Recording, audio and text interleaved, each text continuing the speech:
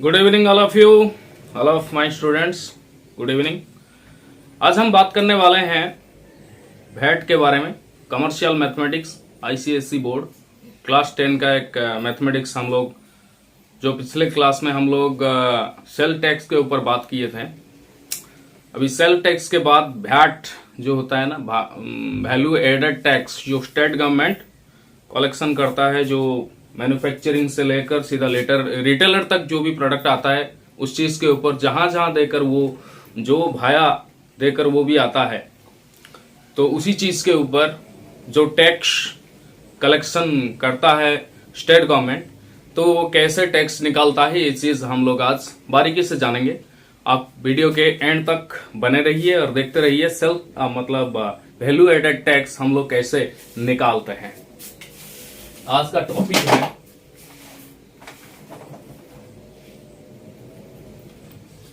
Value added tax, उसको VAT भी कहते हैं। मान के चलो आप बाजार में एक चीज खरीद रहे हो, आर्टिकल खरीद रहे हो, कितने का? 800 रुपए का। 800 में एक चीज खरीद रहे हो, टैक्स रेट 10% चल रहा है, तो आपको टैक्स कितना देना पड़ेगा? 800 10% ऑफ 800 तो मतलब 80 रुपया है कि नहीं? तो आपको 80 रुपीस देना पड़ेगा।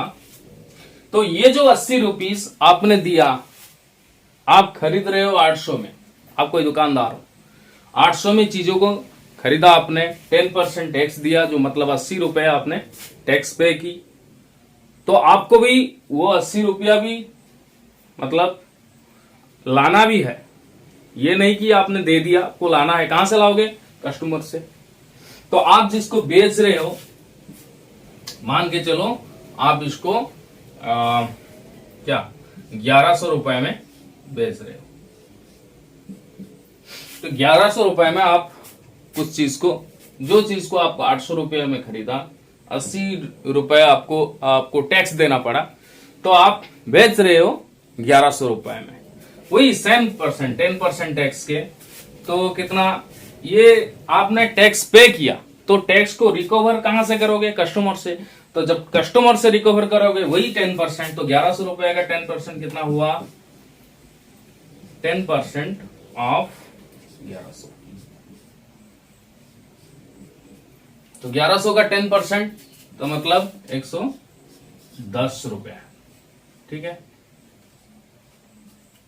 तो 110 रुपया आपने टैक्स रिकवर किया। तो यहां पे क्या करता है गवर्नमेंट उस चीज को देख रहा है। आप जब चीज खरीद रहे हो तो आपने 10% वहां पे दे दिया, जब आप उस चीज को बेच रहे हो, अपना मुनाफा रख के बेच रहे हो, तो वहां पे आपने टैक्स कलेक्शन कर लिया। कितना? 110 रुपया। गवर्नमेंट क्या कह रहा है? जो आपने टैक्स कलेक्शन कर लिया कस्टमर से, और जो टैक्स आपने देकर आया किसको, जहां से आपने लेकर आया जो सामान 800 रुपया में, जो टैक्स आपने वहां देकर आया, आप कस्टमर से रिकवर करो। जितना रुपया आपने दिया उस रुपये को यहां पे कस्टमर से आप रिकवर करो। उसके बाद जो पैसा बेचता है, बचता है जो पैसा, उसको सीधा मेरे हवाले कर दो, है कि नहीं? तो इस चीज का नाम है वैल्यू एडेड टैक्स, मतलब टैक्स रिकवर्ड माइनस टैक्स पे। ठीक है, तो जहां से चीजें खरीदी, जितने आपको टैक्स दिया था आपने जब चीजें खरीदी थी, तो वहां पे जितना पैसा आपको टैक्स देना पड़ा था, उस चीज को आपको माइनस करना है। तो जितना टैक्स आपने रिकवर किया कस्टमर से, उस चीज को, उस प्रोडक्ट को बेचकर जितना टैक्स आपने रिकवर किया, उसको भी लिखना है। तो 110 माइनस 80 कितना आ गया? 30 रुपीज ये जो 30 रुपीज है ये सीधा वैट के रूप में स्टेट गवर्नमेंट के खाते में चला जाएगा। समझ आ रहा है? इसको कहते हैं वैट, वैल्यू एडेड टैक्स। मतलब जहां से आपने चीजें खरीदी, खरीदने के बाद जो टैक्स रेट था वो टैक्स आपने दिया, उसी टैक्स रेट को आपने अपना मुनाफा रखे उस प्रोडक्ट को जब आप बेच दिया तो उसी टैक्स को वहां पे आपने कलेक्शन कर लिया। बाकी जितना टैक्स बचा, बाकी जितना टैक्स मतलब टैक्स रिकवर्ड माइनस टैक्स पे, तो जितना टैक्स बच रहा है उसी को वैट के रूप में स्टेट गवर्नमेंट को आपको देना पड़ेगा। समझ आया? ये हो गया वन टाइप ऑफ। ये वैट क्या है? जो दुकानदार खरीद के लेके आते हैं बड़ा मार्केट से या फिर बड़े होलसेलर से जो लेकर आके अपने रिटेलर दुकान से वो बेच रहा है, तो उस वैट उसको इसी ढंग से इसी तरीके से उनको देना पड़ेगा।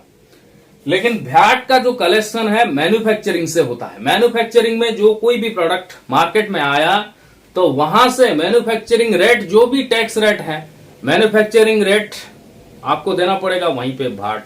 तो वहीं से भाट शुरू होता है। फर्स्ट रिटेलर, सेकंड रिटेलर, तभी कोई भी प्रोडक्ट मान के चलो हॉर्लिक्स कंपनी से आया फर्स्ट रिटेलर के पास, सेकंड रिटेलर के पास, तो वो भी फर्स्ट डीलर कुछ मुनाफा रख के बेच दिया सेकंड डीलर को, सेकंड डीलर कुछ मुनाफा रख के बेच दिया थर्ड डीलर को, थर्ड डीलर रिटेलर को बेचा। जब रिटेलर खरीदा, लास्ट में होता है ना रिटेलर के बाद कस्टमर। तो रिटेलर जहां पे वो प्रोडक्ट लाया और प्रोडक्ट बेचा किसको? कस्टमर को, वहां पे सेल टैक्स देना पड़ेगा और उसके साथ साथ भी वैट भी देना पड़ेगा। ये सारे चीज मैं बारीकी से बताने वाला हूं, आप ध्यान से देखिए इस वीडियो को। तो वैट कैसे कलेक्शन होता है।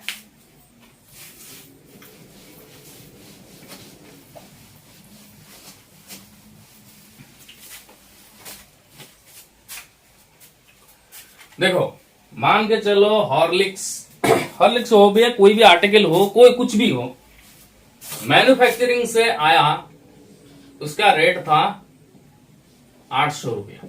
कितना? 800 रुपया। 10% रेट चल रहा है, हुआ कि नहीं? तो मैन्युफैक्चरिंग में उनका जो टोटल पेड होगा कितना?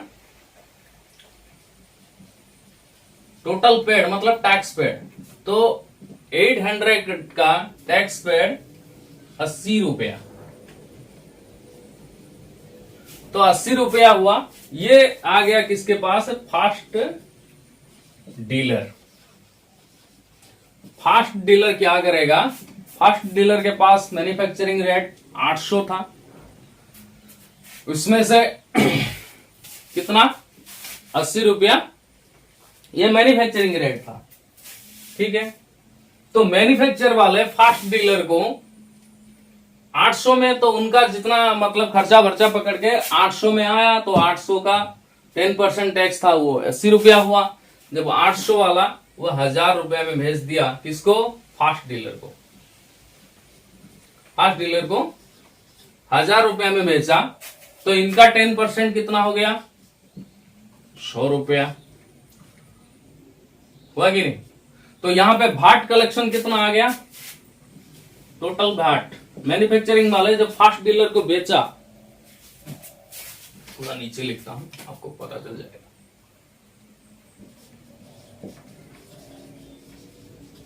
मैन्युफैक्चरिंग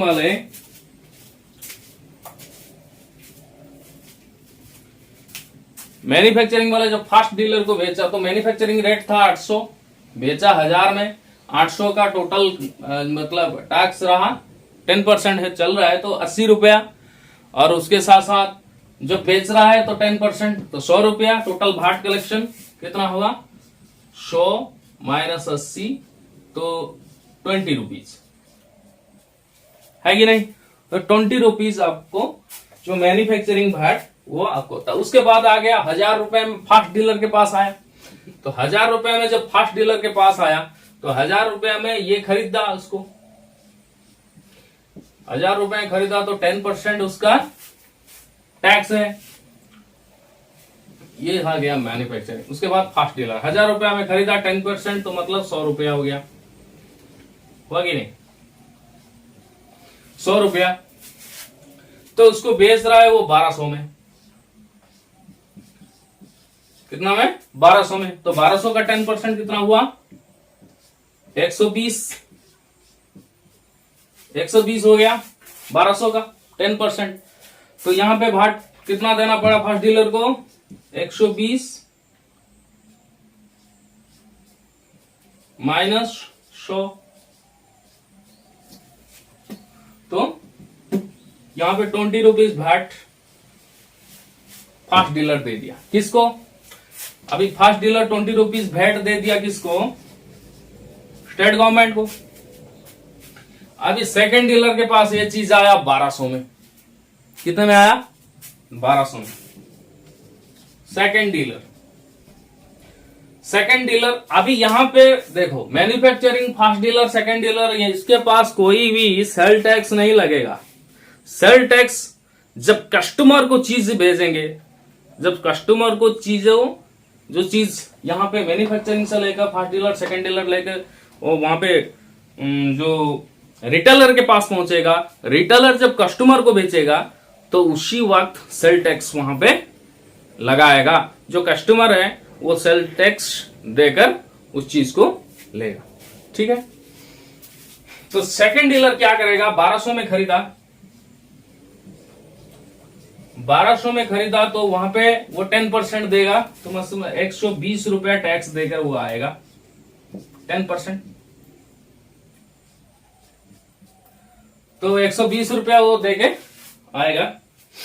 तो वो भी बेच रहा है, खरीद रहा 1200 में, बेचेगा 1450 में।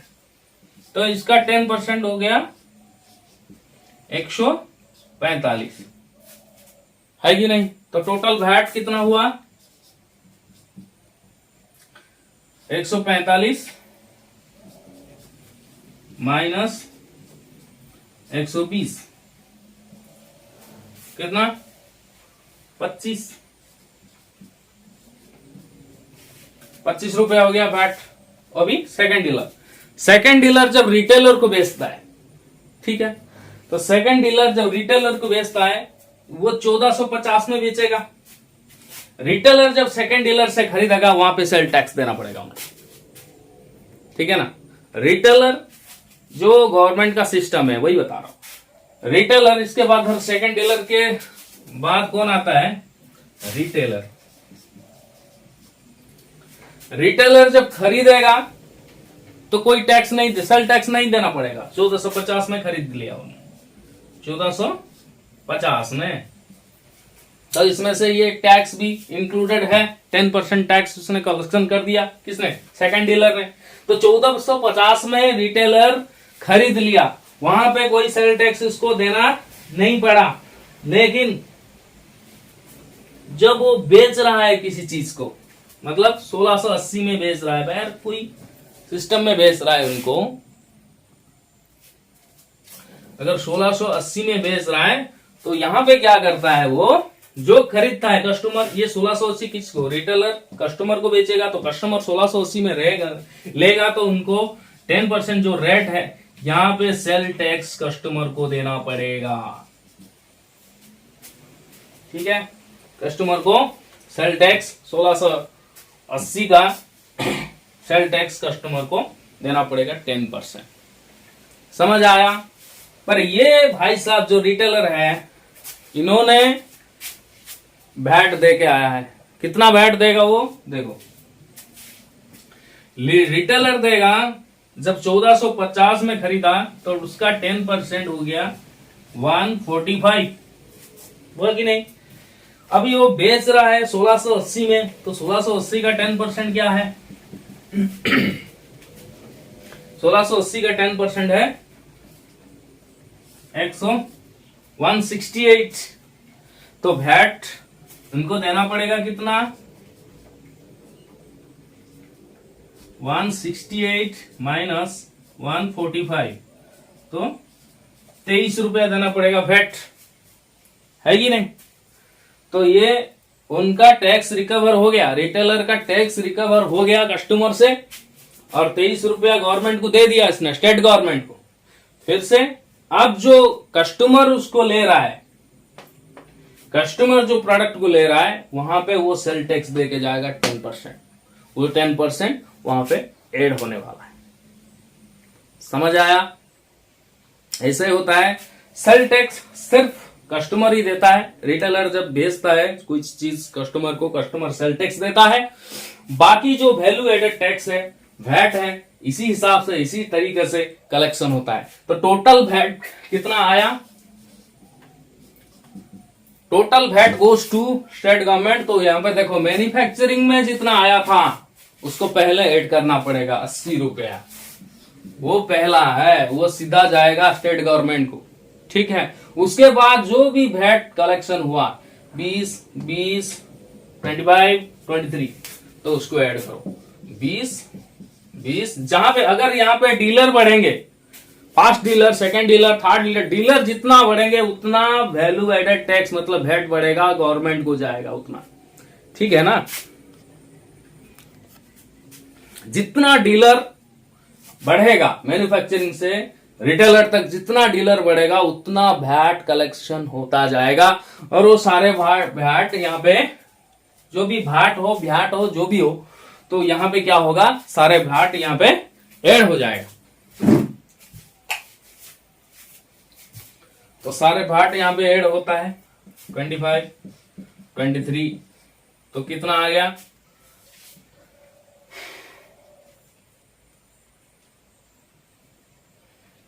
80, 40, 120 प्लस 48, 168। तो टोटल वैट कलेक्शन कितना आ गया? 168, जो स्टेट गवर्नमेंट की खाते को सीधा जाएगा। समझ आया सभी को? तो ये चीजें जो वैट है वो स्टेट गवर्नमेंट कलेक्शन करता है, मैन्युफैक्चरिंग से लेकर सीधा रिटेलर तक पूरा सिस्टम वैट के अंदर आता है। और वैट ऐसा ही कलेक्शन होता है जो आपको मैंने बारीकी से बताया। First dealer, second dealer, third dealer, जितने भी डीलर बढ़ेंगे उतना वैट बढ़ेगा। समझ आया? तो आशा करता हूं आपको ये क्लास बहुत अच्छे लगे हुए। और इसमें से अगर कुछ डाउट है तो आप कमेंट बॉक्स में जरूर लिख सकते हैं, पूछ सकते हैं। चलते हैं आगे। अगला जो क्लास है वो बैंकिंग के ऊपर है, प्रॉफिट लॉस बैंक। ये जो बैंकिंग सिस्टम है, आरडी जो चीज है सिलेबस में, आईसीएससी के सिलेबस में, उस चीज के ऊपर हम लोग डिस्कशन करने वाले हैं। आगे का क्लास बहुत भी जबरदस्त होने वाला है। अभी ये वैट का क्लास था। अगर वैट में कुछ डाउट्स हो गया तो आप कमेंट बॉक्स में जरूर लिख सकते हैं। रुकता हूं, फिर मिलेंगे अगले क्लास में।